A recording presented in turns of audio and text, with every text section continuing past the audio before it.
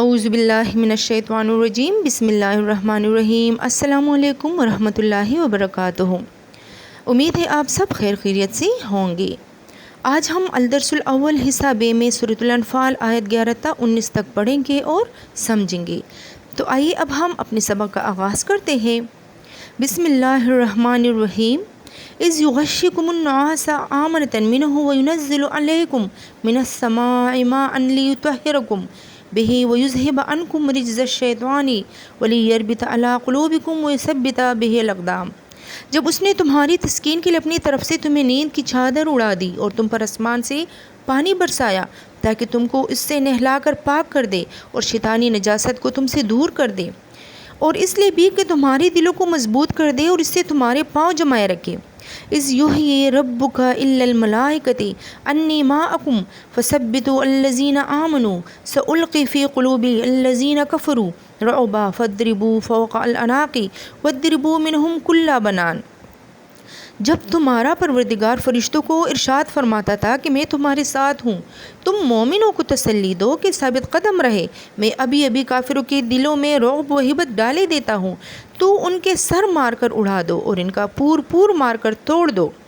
ذالک بانہم، یہ سزا اس لیے دی گئی کہ شاقوا اللہ ورسولہ ومن یشاقق اللہ ورسولہ فإن اللہ شدید العقاب۔ انہوں نے اللہ اور اس کے رسول کی مخالفت کی، اور جو شخص خدا اور اس کے رسول کی مخالفت کرتا ہے تو خدا بھی سخت عذاب دینے والا ہے۔ ذالکم فذوقوہ وان للکافرین عذاب النار۔ یہ مزہ تو یہاں چکو اور یہ جانے رہو کہ کافروں کے لیے آخرت میں دوزخ کا عذاب بھی تیار ہے۔ یا ایھا الذین آمنوا اذا لقیتم الذین کفروا زحفا فلا تولوہم الادبار۔ اے اہل ایمان، جب میدان جنگ میں کفار سے تمہارا مقابلہ ہو تو ان سے پیٹ نہ پھیرنا۔ وَمَن يُوَلِّهِمْ يَوْمَئِذٍ دُبُرَهُ إِلَّا مُتَحَرِّفًا لِقِتَالٍ أَوْ مُتَحَيِّزًا إِلَّا فِئَةٍ فَقَدْ بَاءَ بِغَضَبٍ مِّنَ اللَّهِ وَمَأْوَاهُ جَهَنَّمُ وَبِئْسَ الْمَصِيرُ۔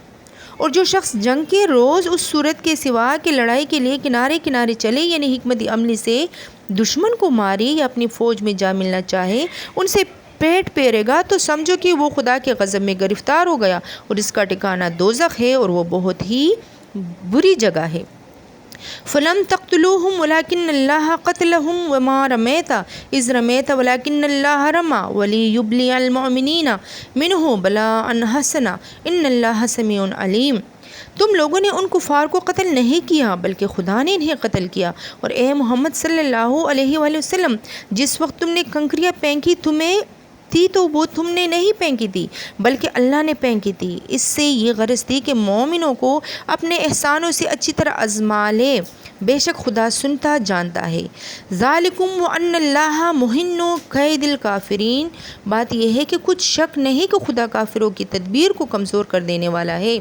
ان تستفتحوا فقد جاءکم الفتح وان تنتہوا فہو خیر لکم وان تعدوا نعد ولن تغنی عنکم فئتکم شیئا ولو کثرت وان اللہ مع المؤمنین۔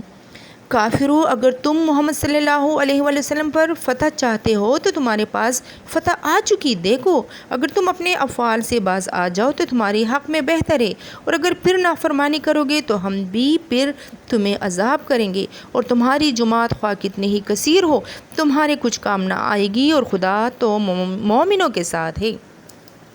اسٹوڈنٹس، یہاں پر اللہ تعالیٰ ارشاد فرما رہے ہیں کہ اتنے بڑے لشکر کے ساتھ تقریباً 79 آدمیوں کا مارکا پیش آنے والا ہو تو گھبراہٹ ایک طبعی امر ہے۔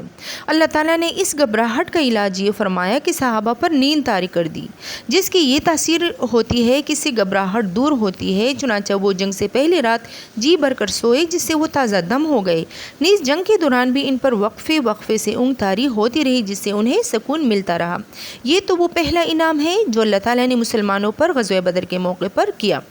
مسلمانوں کے لیے ایک بڑا مسئلہ یہ تھا کہ کفار نے بدر کے میدان میں پہلے پہنچ کر بہترین جگہ پر قبضہ کر لیا تھا، جہاں پانی بھی کافی تھا اور زمین بھی سخت تھی۔ مسلمانوں کو جو جگہ ملی وہ ریتیلی جگہ تھی جس پر پاؤں جمتے نہیں تھے، وہ نقل و حرکت میں ان کو دشواری پیش آ رہی تھی، اور وہاں پانی بھی نہیں تھا۔ تھوڑا بہت پانی ایک حوض بنا کر اس میں جمع کیا گیا تھا جو جلد ہی ختم ہونے لگا۔ اللہ تعالیٰ نے دونوں مسئلوں کے حل کے لیے بارش برسا دی، جس سے ریت بھی جم گئی اور قدم بھی جمنے لگے اور پانی کا بھی اچھا ذخیرہ جمع ہو گیا۔ یہ دوسرا انعام ہے جو اللہ تعالیٰ نے غزوہ بدر کے موقع پر مسلمانوں پر کیا۔ گندگی سے یہاں مراد وسوسے ہے جو ایسے موقع پر جب اتنے بڑے دشمن کا مقابلہ ہو آیا ہی کرتے ہیں۔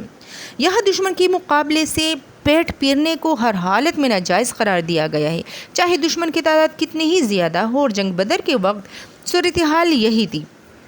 البتہ بعد میں اس حکم کی تفصیل اسی صورت کے آیت نمبر 65 اور 66 میں بیان فرمائی گئی ہے، جس کی روح سے اب حکم یہ ہے کہ دشمن کی تعداد اگر دگنی یا اس سے کم ہو تب تو میدان چھوڑنا حرام ہے، لیکن اگر ان کی تعداد اس سے زیادہ ہو تو میدان چھوڑنے کی اجازت ہے۔ پھر جس وقت دشمن کو پیٹھ دکھانا ناجائز ہوتا ہے اس میں بھی اس آیت نے دو صورتوں کو مستثنیٰ رکھا ہے۔ ایک یہ کہ بعض اوقات جنگ ہی کی کسی حکمت عملی کے طور پر پیچھے ہٹنا پڑتا ہے، مقصد میدان سے بھاگنا نہیں ہوتا، ایسے میں پیچھے ہٹنا جائز ہے۔ دوسری صورت یہ کہ پیچھے ہٹ کر اپنی فوج کے پاس جانا اس لیے مقصود ہو کہ ان کی مدد کے لیے دوبارہ حملہ کیا جائے، اور اسی طرح سے یہ صورت بھی جائز ہے۔ جنگ بدر کے موقع پر جب دشمن پوری طاقت سے حملہ کرنے کے لیے چلا رہا تھا، اس وقت آپ صلی اللہ علیہ وسلم نے اللہ تعالیٰ کے حکم سے ایک مٹھی میں مٹی اور کنکر اٹھا کر دشمن کی طرف پھینکے تھے۔ اللہ تعالیٰ نے وہ کنکریاں دشمن کے ہر فرد تک پہنچا دی جو ان کی آنکھوں وغیرہ میں جا کر لگی، اور ان سے لشکر میں افراتفری مچ گئی۔ یہ اس واقعے کی طرف اشارہ ہے۔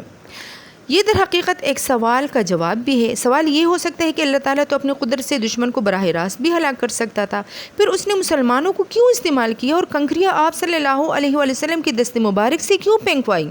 جواب یہ دیا گیا ہے کہ اول تو اللہ تعالیٰ کا یہ دستور ہے کہ وہ تکوینی امور بھی کسی ظاہری سبب کے ذریعے انجام دلواتا ہے، اور یہاں مسلمانوں کو اس لیے ذریعہ بنایا گیا کہ ان کو اجر و ثواب حاصل ہو، اور دوسرے وہ کافروں کو بھی یہ دکھانا چاہتا تھا کہ جن سازشوں اور وسائل پر انہیں ناز ہے وہ سب ان لوگوں کے ہاتھوں خاک میں مل سکتے ہیں جنہیں تم کمزور سمجھتے رہے ہو۔ اسٹوڈنٹس، امید ہے آپ لوگوں کو آج کی سبق کی سمجھ آ گئی ہوگی۔ آپ لوگوں نے اس سبق کو اچھی طرح سے پڑھ کے سمجھنا ہے۔ اپنا خیال رکھیے گا۔ اللہ حافظ۔